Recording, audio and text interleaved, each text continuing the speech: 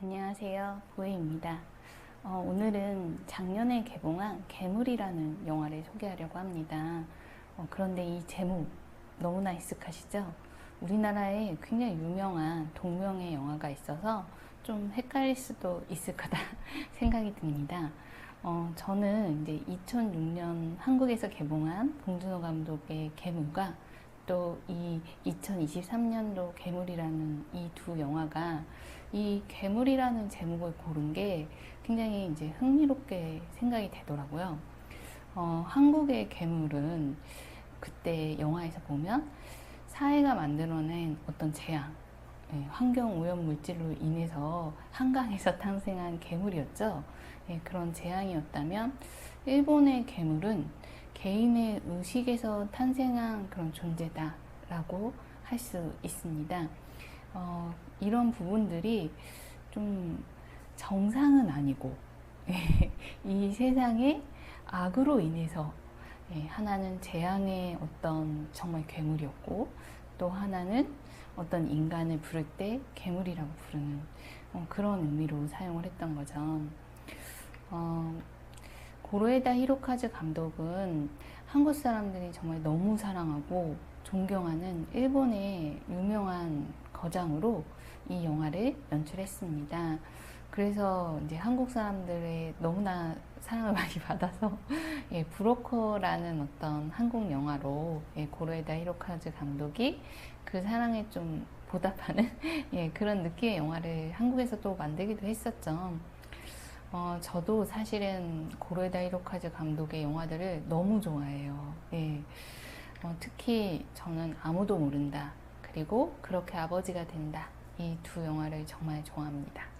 아무도 모른다 같은 경우에는 제가 본 영화 중에서도 아주 특별하고 또 훌륭한 그런 영화라고 생각하고 정말 평생 잊을 수 없는 그런 영화죠. 그리고 여러분들도 꼭 보셨으면 하는 영화이기도 하고요.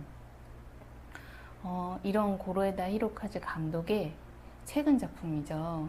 괴물을 보고 전 다시 한번 이제 고로에다 히로카즈 감독에게 감탄하게 됐습니다. 이 영화는 특히 이제 각본이 훌륭한데, 그래서 칸네에서 각본상을 이제 수상하기도 했죠. 충분히 이 상을 탈만하다 그렇게 좀 생각이 드는데, 그렇지만 또 한편으로 제가 감탄한 거는 이야기 때문만은 아니었습니다. 여러분이 이 영화에서 직접 확인해 보길 바라는 그런 아름다운 장면들이 있어서 감탄을 했던 건데, 그래서 이 부분은 꼭 영화를 보고 확인하시길 바랍니다. 그렇지만 이제 훌륭한 그 각본은 사카모토 유지라는 일본의 유명한 드라마 각본가에 의해 쓰였습니다. 그는 이제 최근에는 영화 작업을 시작하게 됐고, 고로에다 히로카즈 감독과도 이제 작업을 하게 되면서 괴물을 쓰게 됐어요. 어떤 프로듀서들이 이제 이 유명한 작가와 거장인 감독의 만남을 이제 추진했는데, 사실 작가님은 그렇게 큰 기대를 하진 않았다고 해요. 그런데 고로에다 히로카즈 감독이 이 영화 이야기를 보고 이제 받아들이기로 했던 거죠. 그래서 우리가 이 괴물이라는 영화도 이제 만날 수 있게 된 거죠. 사실 드라마에서는 작가의 그 권한이 어떻게 보면 프로듀서보다 크다. 그렇게 볼 수도 있는데, 그래서 작가가 작품에 관여하는 측면이 굉장히 큰데, 영화는 좀 반대 입장이죠. 감독이 훨씬 영향력이 있어서, 작가님에게는 이번 경험이 굉장히 특별한 경험이었다라고 하더라고요. 이제 감독에게 어떤 이야기를 맡겨야 한다라는 부분이 좀 본인으로서는 새로운 경험이었다. 이렇게 말을 하더라고요. 이 영화의 이야기가 흥미로운 거는 사실 이 영화 안에 다중 시점을 사용한 구성을 하고 있는데, 사실 그 다중 시점의 의도가 영화의 주제와 또 절묘하게 맞아서 더 우리가 의미가 있다 그렇게 느껴집니다. 어떤 형식이 주제의 측면과 잘 맞았던 것 같아요. 저 역시 그러한 다중 시점의 시점과 또 이야기 구조를 굉장히 좋게 평가를 했습니다. 그렇지만 이제 제가 감탄했던 부분은 이런 이야기 구조나 주제를 표현한 어떤 형식적인 측면의 예, 훌륭함 때문만은 아니었고 아이들을 묘사한 후반부 이 영화의 내용 때문이었습니다. 두 주인공이죠. 미나토 그리고 요리, 그 아이들만의 세계를 지켜보면서 제가 좀 놀라운 감탄을 느꼈습니다. 곧 이제 사춘기가 다가올 아이들의 그 내면, 예, 여러분도 사춘기 시작 때 그 무렵에 내면이 어땠는지 예, 상상해 보시면 그때만큼 혼란스럽고 또 굉장히 이제까지는 경험해 보지 못한 놀라운 어떤 감정들과 그런 경험들로 인해서 굉장히 이렇게 색달랐던 예, 그런 시기죠. 예, 오죽하면 이제 우리가 중1 학생들을 가르쳐서 뭐 병이다 그렇게 말하기도 하죠. 예, 어쨌든 이제 그 전 시기입니다. 그것을 사실 이제 작가님도 60대고 감독님도 60대예요. 그러면 사실 사춘기도 훨씬 지나서 이제 작년 시기인데 그런 두 감독과 작가가 그 아이들의 세계를 묘사하고 있습니다. 그래서 이 작년에 두 작가와 감독이 묘사하는 그 날들, 예, 여러분도 사춘기에 그 다사다난하고 요동치던 그 날들 기억하시나요? 그때는 사실 어른들은 모르는, 또 부모님이나 선생님께 또 그 마음을 어떻게 말해야 할지 알지 못하는, 어쩌면 나조차도 완전히 알 수 없는 그런 마음이죠. 저도 그 시절에 사실은 헤르만 헤세의 데미안을 읽으면서 미지의 그 깊고 어두운 저의 내면을 들여다봤었고, 또 그 책에서 새는 알을 깨고 나온다라는 그런 문구를 가슴에 새겼었죠. 그리고 미나토와 요리가 겪는 일들과 또 그들의 마음에 생기는 사건들을 지켜보면서 마치 제가 사춘기 시절로 돌아간 그런 기분이었습니다. 사실 이렇게 두 어린아이를 통해서 또 그들이 사춘기에 접어든 그 내면의 그 풍경을 이렇게 영화로 너무나 정말 공감 어리게 표현했다는 그 부분이 사실 저는 좀 놀라웠어요.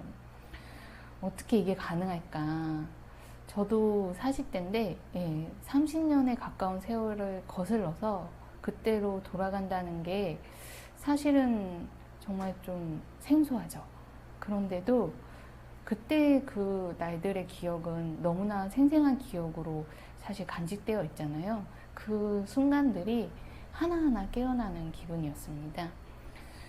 이 영화는 그만큼 아이들을 있는 그대로 묘사하기 위해서 최선을 다했다. 그리고 저는 그 부분에 이제 감탄을 하지 않을 수 없었습니다.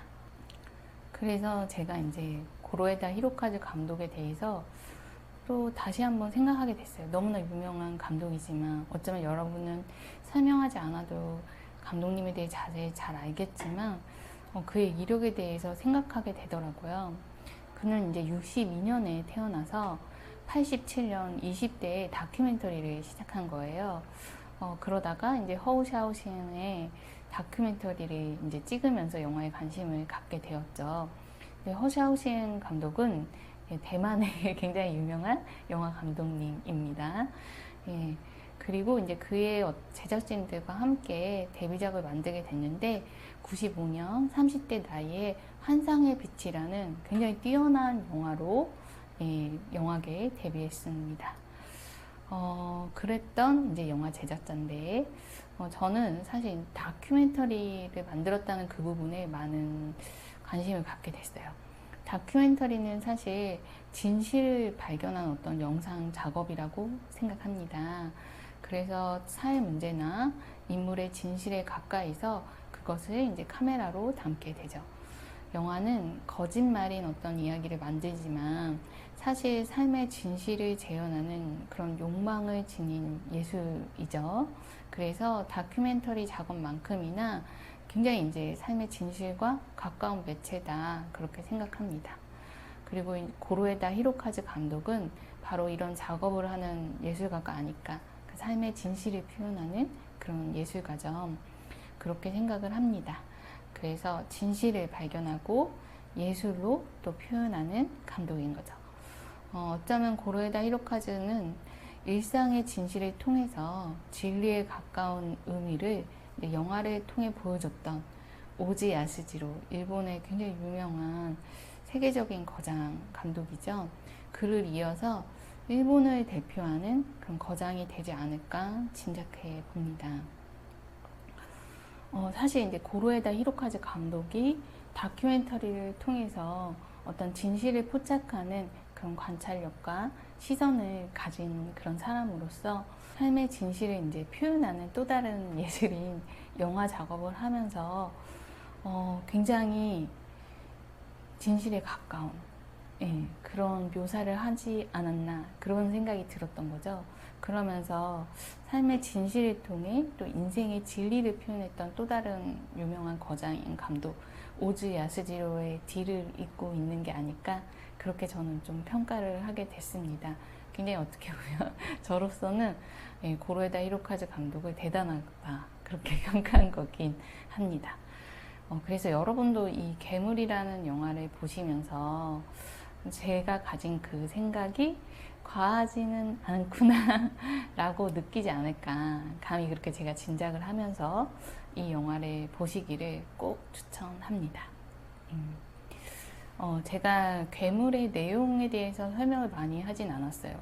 사실 이제 괴물은 칸네에서 각본상을 받을 만큼 그 다중시점이라는 관점이 유독 이렇게 두드러지는 그런 이야기의 특성이 좀 더 잘 보이는 그런 영화라고 할 수 있는데, 저는 그런 이야기적인 구조가 뭐 특별하다, 특이하다, 신선하다 그렇다기보다 그냥 적절했고 우수하다라고 생각은 하지만, 사실 이 영화의 정말 위대한 부분은 그런 이야기 구조에만 있는 것이 아니라 고로에다 히로카즈 감독이 아이들을 묘사하는 그 부분에 있었다고 생각을 하고, 그 아이들이 이제 사춘기 무렵이 되면서 갖게 되는 어떤 본인의 정체성의 형성이라든지 아니면 이 세상을 바라보는 시선을 갖게 되는 그러한 부분들, 그렇게 예민하고 민감하고 또 굉장히 혼란스러운 그 시기를 영화적인 장면으로 너무나 잘 표현했고, 그 부분에 너무나 공감이 되면서 저는 이제 헤르만 헤세의 데미안과 비교할 정도로 이 영화가 잘 표현을 해냈다, 그렇게 생각을 하고 그 예술성을 굉장히 높이 평가했습니다. 그래서 제가 영화 후반부를 보면서는 저의 사춘기 시절로 돌아가는 기분이 들었고, 정말 누군가를 사랑하고 또 누군가와 시간을 보내고 또 이 세상을 살아가기 위해서 나는 어떤 사람이어야 하는지 아무것도 알지 못하는 가운데 이 세상에 딱 놓인 그 기분, 어떻게 살아야 할지, 삶과 죽음의 의미는 무엇인지, 그렇게 그때는 사실 굉장히 진지한 고민을 하잖아요. 그 마음이 그대로 되살아나더라고요. 너무 놀라운 경험이었고, 그래서 되게 이 두 아이를, 미나토와 유리를 정말 가슴 시리게 지켜보게 됐어요. 그래서 이제 그 영화에 나오는 한 대사인데 스포일러까지는 아니니까 말씀을 드리면, 요리가 그러죠. 많은 일을 겪고 우리는 다시 태어난 거냐 이렇게 말하는데, 그 대사가 새는 알을 깨고 나온다, 이 대사와 겹쳐지면서 되게 전율했던 것 같아요. 그래서 저는 너무나 이제 큰 인상을 받았고, 이 고로에다 히로카즈 감독이 다큐멘터리 감독 출신이기 때문에 그러한 부분이 더 있겠지만, 아이들과 좀 소수자들을 관찰하고 그들에게 관심을 가졌던 어떤 이력이 있었는데, 아무도 모른다도 그렇고 이 괴물도 그렇고 아이들을 다루면서 아이들만이 가진 그 세계의 의미를 굉장히 진실되게 표현하고 있다라는 생각이 들었고, 저는 마치 그 아무도 모른다의 아이들이 이제 사춘기 무렵이 돼서 이렇게 어른이 된다? 아니면 이제 성숙한 자신의 모습을 갖춰간다 라는 어떤 성장통을 겪는 그런 모습을 보는 것 같아서 더 의미심장했던 것 같습니다. 물론 이제 다른 아이들이죠. 두 영화가 다르니까. 이렇게 아이들의 세상은 어른들이 그리기에는 좀 너무 먼 과거인 것 같은데, 사실 우리가 어른으로 살면서 그 아이의 유년기 시절, 또 사춘기 시절, 네, 그때를 사실은 많이 기억하고 있고, 네, 그때 어떤 추억들이 지금의 우리의 모습을 갖추는데 많은 기여를 한 거잖아요. 예, 나이가 들수록 어릴 때 그 순수한 기억들이 더 소중하게 느껴지는 것 같아요. 그래서 굉장히 보석 같은 영화이지 않았나 그런 생각이 들고, 저는 너무 고로에다 히로카즈 감독에게 감사했고 그가 위대하다고 느낄 뿐이었습니다. 제가 브로커 영화가 개봉했을 때 그때 이제 주변의 평이 별로 안 좋았어요. 일본에서 만든 작품들에 비해서는 별로다 이런 얘기들을 했었죠.